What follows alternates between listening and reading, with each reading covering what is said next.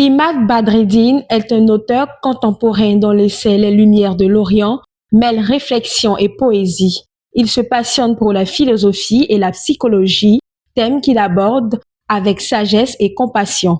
Bonjour Monsieur Badreddine, bienvenue à Abidjan.net. Bonjour, merci de m'avoir invité. Qu'est-ce qui a été le point de départ de Les Lumières de l'Orient? En fait, Les Lumières de l'Orient, c'est un livre qui est vraiment basé et axé sur mon cheminement personnel. Ayant vécu plusieurs étapes, plusieurs épreuves de ma vie, dans ma vie surtout, donc il m'a semblé nécessaire vraiment de reproduire tous ces événements-là et de voir de quelle manière, en faisant un travail sur soi-même, nous pouvons vraiment passer à l'étape supérieure et se rectifier nous-mêmes. Les 25 chapitres sont présentés comme des étoiles scintillantes. Comment avez-vous construit cette structure? En fait, mon travail a été très simple. Ces 25 chapitres que j'ai écrits sont séparés. Donc, vous pouvez commencer le livre avec le chapitre 12 pour revenir sur le chapitre 1. Mais j'ai travaillé beaucoup plus sur la compassion, sur l'harmonie, sur l'amour, le travail personnel, le travail introspectif qu'on peut faire sur nous-mêmes. Uru Milki, j'espère que je prononce bien, la princesse Asmahan et Bat Noham incarnent chacun une dimension de la quête humaine. Quel message essentiel souhaitiez-vous transmettre à travers ces personnages? Tout d'abord, j'ai choisi ces noms-là qui sont un peu, on va dire, compliqués à prononcer pour une autre culture.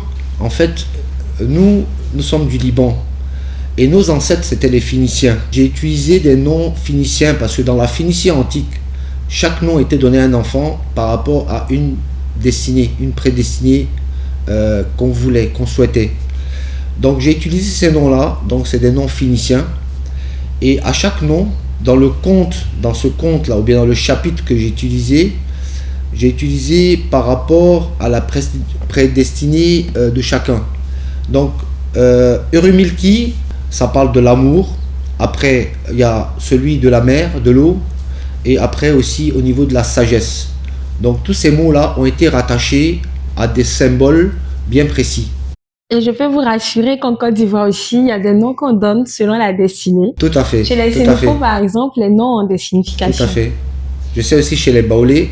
Je suis en train de faire un travail, pour l'instant je ne l'ai pas encore terminé, mais sur les noms et les prédestinés de chacun. Et le moment venu, voilà, vous serez informés. Merci.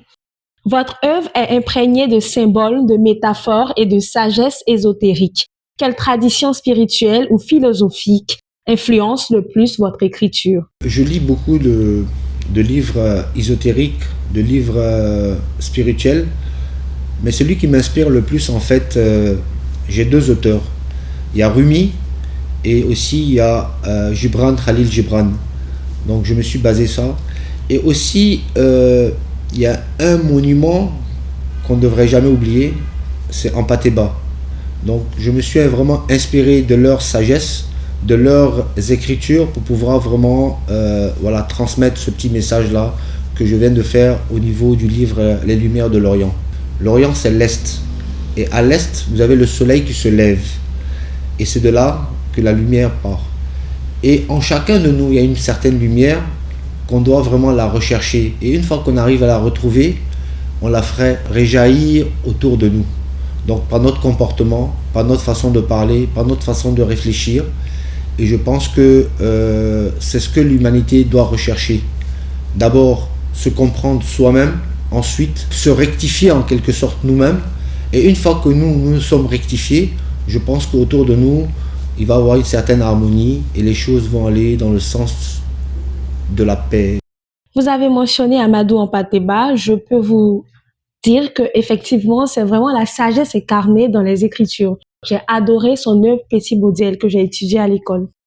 Les clés de voûte, à la fin de chaque chapitre, offrent des enseignements très profonds. Comment les avez-vous élaborées? Sont-elles le fruit de méditation personnelle? En fait, tout le livre c'est une succession de méditations personnelles. Mais les clés de voûte, j'ai voulu en fait, à la fin de chaque chapitre, écrire une moralité. Mais je n'ai pas voulu dire morale, j'ai voulu écrire clé de voûte. Parce qu'une fois on arrive à avoir cette clé-là, elle nous permet d'ouvrir plein de portes. Voilà un peu la symbolique que je voulais transmettre dans ce livre-là. L'élément mystique occupe une place importante dans votre récit. Comment parvenez-vous à harmoniser le fantastique, la réalité humaine et l'émotion dans votre style littéraire? Le fantastique, en fait, souvent nous permet de nous créer une histoire, de nous permettre de voyager et à partir de ce voyage-là, nous faire revenir sur Terre et nous permettre vraiment de comprendre un certain nombre de symboles. Vous savez, la nature, je parle de la nature dans un chapitre, je pense, si je ne me trompe pas, dans le chapitre 17. La nature est très importante pour nous. La nature, c'est celle qui nous fait vivre.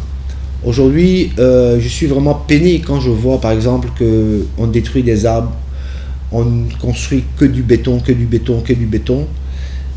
Et on est en train de détruire nous-mêmes notre nature. Alors que cette nature-là, c'est elle qui nous permet de vivre.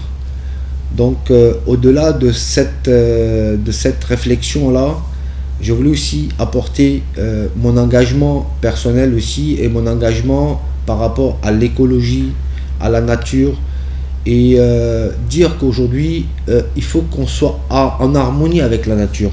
Il faut qu'on respecte la nature. Justement, les éléments terre, eau, feu, air interagissent avec les personnages dans votre œuvre. Quelle symbolique vouliez-vous suggérer derrière ces forces naturelles qui accompagnent leur transformation? Vous savez, dans la nature, hein, vous avez les 4 éléments avec lesquels on vit tous les jours. Donc, si vous ne respectez pas les éléments avec lesquels vous vivez, automatiquement, c'est comme un boomerang. C'est comme un boomerang. Donc, une fois que vous respectez cette nature-là, vous respectez les éléments, je pense que votre vie ne sera que plus harmonieuse. Donc, au-delà de ces éléments, en fait, il faut les rapprocher par rapport au comportement qu'on puisse avoir avec nos concitoyens, avec nos amis, avec notre famille, avec les gens qui nous entourent. C'est par rapport à ce comportement-là. Il faut revoir, vraiment, il faut toujours être au centre des choses. En restant au centre, je pense qu'on peut vraiment résoudre pas mal de problèmes. Votre style est décrit comme poétique, lumineux et enveloppant. Cherchez-vous consciemment à toucher l'âme du lecteur ou est-ce une écriture qui s'impose naturellement à vous? Je ne suis pas poète de formation, hein. Donc je suis, on va dire en quelque sorte, je suis poète en herbe. Donc j'essaye vraiment dans mes récits, dans mes écrits, effectivement de toucher l'âme, de toucher la sensibilité humaine. Parce qu'en touchant la sensibilité humaine, je pense qu'on peut transmettre beaucoup de messages très importants. L'œuvre appelle à la transformation personnelle et collective. Selon vous, quel est l'enseignement le plus urgent que notre société contemporaine devrait retenir de ce livre? C'est très simple, hein? Quand on parle d'harmonie, de paix, de sagesse, je pense qu'aujourd'hui on vit dans un monde où on est submergé par le matériel, on est submergé par le travail, on est submergé par le stress.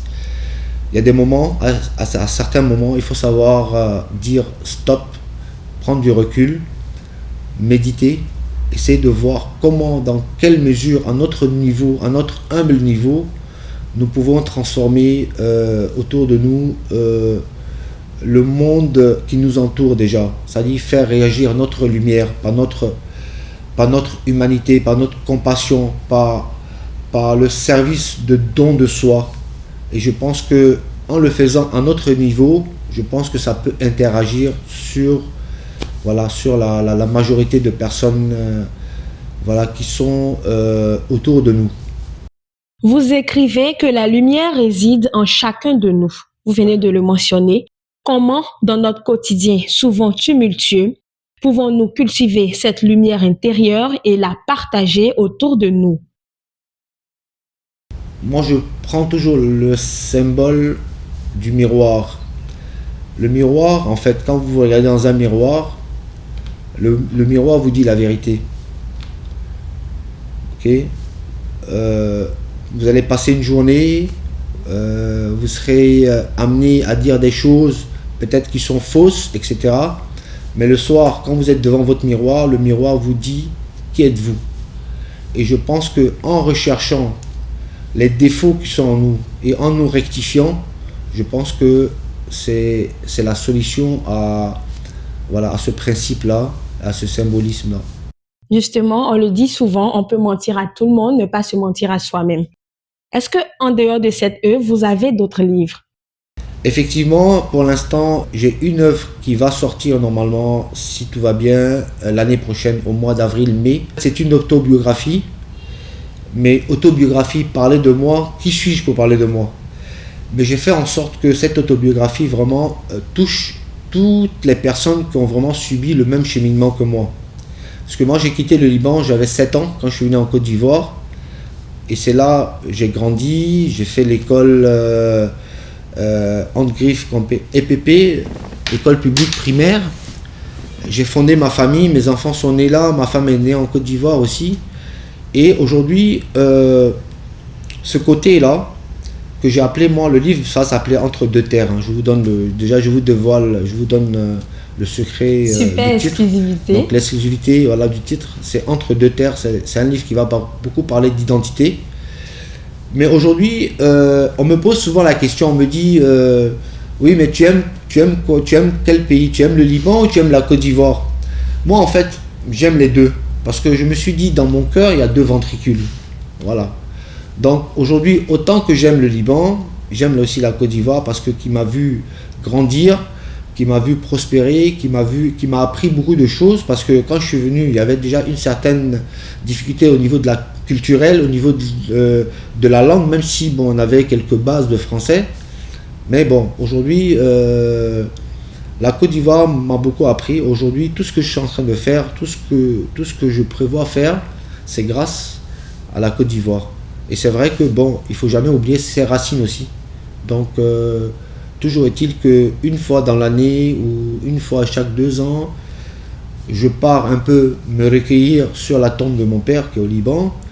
Voilà, et donc aujourd'hui, mes deux amours, c'est la Côte d'Ivoire et c'est le Liban. Merci, Monsieur Imad Badreddine. C'était terminé. C'est moi qui vous remercie. Vous pouvez regarder la caméra et inviter vos lecteurs et futurs lecteurs à lire Les Lumières de l'Orient et le livre à venir. Aujourd'hui, quand on est écrivain, on est auteur, on ne recherche pas forcément la gloire au niveau financier. Moi, aujourd'hui, chaque lecteur, chaque aimant de la littérature qui va acheter mon livre, qui va l'ouvrir, ça sera ma plus grande récompense. Et je voudrais profiter en même temps de l'occasion, puisque je suis là, à inviter tout le monde le 4 décembre prochain à la FNAC Cap Sud de 18h à 19h où je fais une rencontre dédicace du livre Les Lumières de l'Orient. Voilà, je vous remercie. Merci à notre auteur Imad Badreddine pour son passage dans Espace littéraire. Merci à vous, cher Babinaute, d'avoir été présent pour votre émission. À très vite.